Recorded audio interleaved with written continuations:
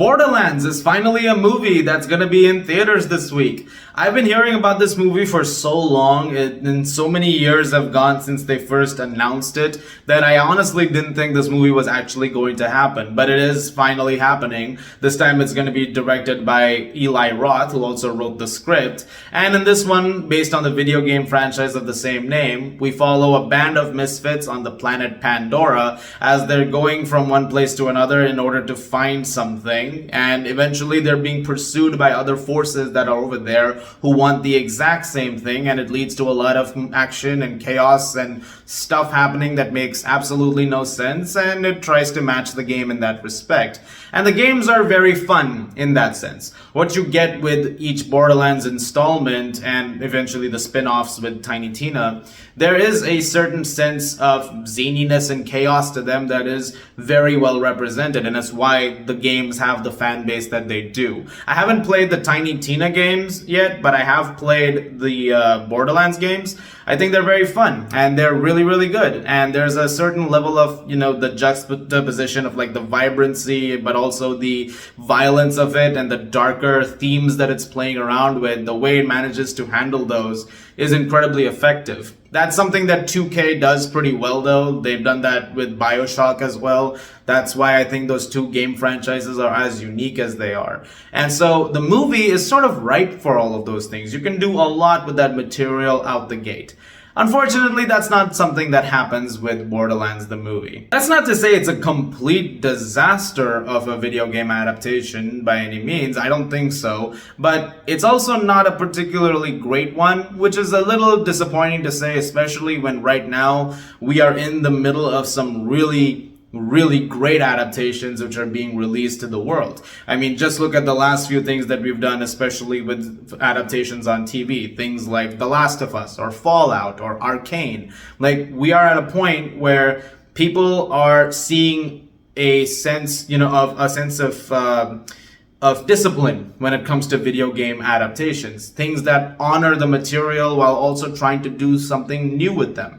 That's not really the case with Borderlands the movie. It does feel like it sways away from the heart of it, and it unfortunately results in an adaptation that's not particularly very great. It's also very clearly watered down from its original, because the original stuff is a lot more intense and edgy than what the movie eventually ends up being. And also, it doesn't help that it has a lower rating than the games do. The games are rated M. This is a PG-13 movie, so that immediately takes away from some of the stuff that you could get away with in a video game. But at the same time, there is that aspect that plays into a film, which is it's a movie. It's doing its own thing compared to the other material. You can always do stuff a little differently, which is totally fine. I accept that. But even if you watch this as a movie in itself, it's hard to not see it and go, this is not really working, because a lot of it also just feels a bit derivative. But before I get into all of that, I'll say this. There are a couple of things that I did really like about the movie. For one, I thought the cast was good. I didn't have any issues with any of the main actors in the movie, at least not the band of misfits. I thought everybody from Cate Blanchett as Lilith, to Ariana Greenblatt as Tiny Tina, to Kevin Hart as Roland, to Jamie Lee Curtis as Dr. Tannis, I thought they were all really, really good. I thought Jack Black as Claptrap was genius casting, because frankly, if you played the games and the first question you were asked was, who do you want as Claptrap for the movie? Jack Black is an answer that makes perfect sense. It just makes sense. Like, yeah, that's exactly who you'd go with. So that's a good decision. And he ends up being probably the best part of the movie next to Blanchett. So props to them on that. The first 30 minutes also, I would say, were not too bad. I was actually having some fun with it. There's a big entertaining sequence when the characters first meet up and a lot of very crazy stuff happens. I liked that. That was fun. And then after that, it just suddenly starts dropping momentum. And by the end of the movie, it's hard not to feel like it just kind of fizzled out at some point. And I think a lot of that has to do with the fact that this movie seems to have gone through a very tumultuous process in terms of writing. Based on what I found, originally Craig Mazin was involved with writing it, but then he took his name off the writing credits in January of last year. At some point of time, Lee Wanell was going to make it early on. That didn't really pan out. And it seems like there were a bunch of rewrites happening on the spot with some of the movie. There were reshoots that happened, which had completely new pages. That was over 2 weeks. And when you finally see the movie, it's hard not to, notice that there are a lot of ideas clashing against one another. At some points, it's actually being a bit faithful to the video games, especially when it comes to the visuals. The production design is something that I will not fault over here. They've done a pretty good job with some of the set work and making things feel like they're ripped straight from the Pandora of the games. In that sense, I do have to give it some praise. There is some level of vibrancy to all of that it does recapture. But at the same time, there are so many things that it's also trying to do while also trying to be as, modern in a way that it can to other things that are happening right now in media. And it ends up being a little derivative at times. Like there are points where it feels like the movie is being Guardians of the Galaxy and Suicide Squad. And also another thing at one point, which I can't really say because that would be spoiling something. But there is a very, direct thing that you'll see at one point and go, yeah, that feels like from another movie. And you'll know which one it is when you see that. Which, going back for a second, can we talk about how eerily similar some of the marketing for this is to the 2016 Suicide Squad movie? From the color usage to some of the character posters, there feels like there were a lot of notes taken from that. Maybe that's just me. I don't know. Maybe I'm just making things up, but that is my...